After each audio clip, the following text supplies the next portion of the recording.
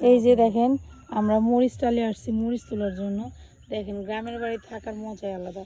দেখেন এই গাছে পাতা নেই, খালি মরিচের সংখ্যা বেশি। দেখেন তো কি সুন্দর মরিচ ধরে রয়েছে, প্রচুর মরিচ ধরছে, অনেক মরিচ ধরছে। এখানে এক দুই জাতের মরিচ আছে, এটা হচ্ছে সবুজ মরিচ, একটা হচ্ছে কালো নাকি বেগুনি মরিচ।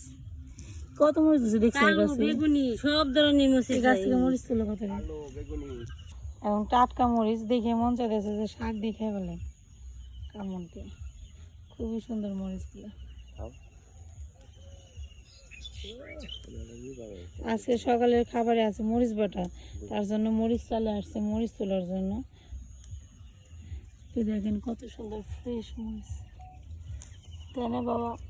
ফ্রেশ না মরিচ দেখে মনে হচ্ছে যে এখন কামড়ে খাওয়া লাগে।